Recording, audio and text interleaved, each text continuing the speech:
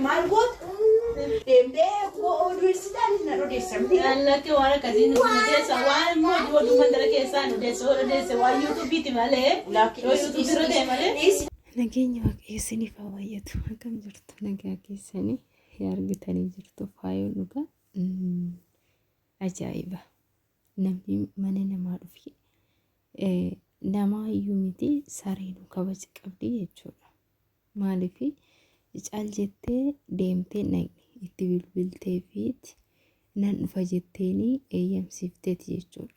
Kanaaf kootu rakkoo hin qabu jetteeni yeroo isheen naqxu garuu sabboontuu akkanattiin dhugaa waaqayyoo salphistee gaggeessite jechuudha. Wanti kun hin beekamu haga piraankii irratti godhasan piraankii gochuu dandeessi. Garuu yoo piraankii ta'uu baate dhugaa baay'ee nama dabbara jechuudha. Baay'ee nama dabbara. Amma fe'eeyyuu nama sanitti lola haa qabaattu araarame jettee maqaadha araaramanii jiru jechuudha. Akkuma argitan yeroo darbee mana dhaqxee araaramanii jechuudha. Erga araaramanii booda immoo nan dhufa jettee mana ishee eega dhuftee kabajaaf dhuftee waan ta'eef immoo kabajaan gaggeessitee yeroo biraatiif illee akkuma isheen bilbiltee fi nan dhufa jettu san waan tokko jettee akka isheen hin dhufne gochuu taasisti malee dandeessi malee erga mana dhuftee boodatti akkanattiin mudhii qabattee akkasittiin ibidda taatee eegdee dhugaa baay'ee nama rartee sabboontuun jechuudha.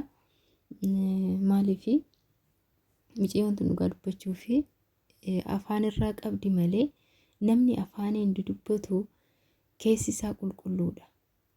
Hin beekamti dhugaa sabboontuun tun keessi ishii qulqulluudha hin beekamti jechuudha.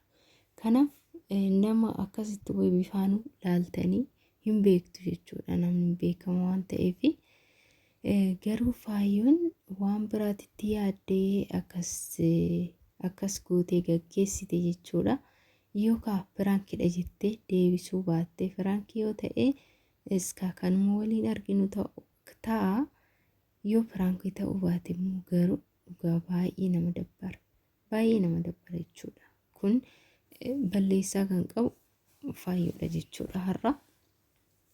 Kanaaf sabboontuun duras piraankiitti fakkaatee na fakkaata hin aarree daftee hin aarree kolfaa turte jechuudha.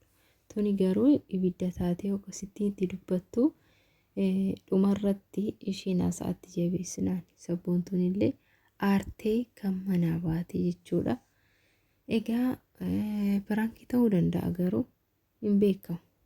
Maaliif sabboontuuf jiraankaa piraankii guddaa irratti hojjetan waan ta'eef isa san kan falachuuf jechallee irratti hojjechuu dandeessi malee namni mana namaa dhufee akkanattiin akkana gootee hin gaggeessiti jedhee yaaduun dhugaa dubbachuuf jechuudha. Maaliif yoo dhugaa ta'e namaaf kabaja hin qabdu jechuudha. Malee nama dhiisaa sareeyyuu hin kabajamti bar. Kabaja guddaa qabdi jechuudha. Kanaaf baay'ee tokko nama dabbara garuu ani piraankidha jedhee yaada. Meesin immoo maal jettu koomenti jalatti barreessaa piraankii natti fakkaata. Na piraankidha maaliif irraa deeffachuu barbaaddeeti natti fakkaata malee erga araaramanii haasofni ishii immoo yeroo duraan miidiyaa irratti wal arrabsaa turan isa san hin daganne ani jettee isa san kaastee dubbattee jechuudha. Wanta giraa nama gabbaa maalumaafuu dhuma isaanii kan waliin ilaallu ta'a jechuudha. Garuu akkanan ta'u dhugaa dubbachuu fi piraankiillee yoo ta'e akkanan jedhamu namaan jechuudha. Namni alaa yoo namatti ol dhufu namni kabaja keetiif sitti dhufa waan ta'eef namaan akkanan jedhamu nama kamiyyuu yaa ta'u jechuudha. Erga taa'een boodallee yoo piraankii godhuu barbaadan piraankii godhuu malee akkasittiin akkuma ol seenanii dhaabanii hambisanii akkana gochuun baay'ee namatti ulfaata. Gasmara waan bareedu miti jechuudha. Egaa sabboontuu danda'i jechuudha. Kaa piraankis ta'ee danda'i garuu yoo dhugaa ta'e baay'ee nama aarsa balleessan kan faayooti jechuudha. egaa dhuma isaanii kanuma walumaan laallu ta'a. Ani firaankidha jedhee murteesseera. Isin immoo waan jettan barreessaa isiniin jedha. Like, share, subscribe.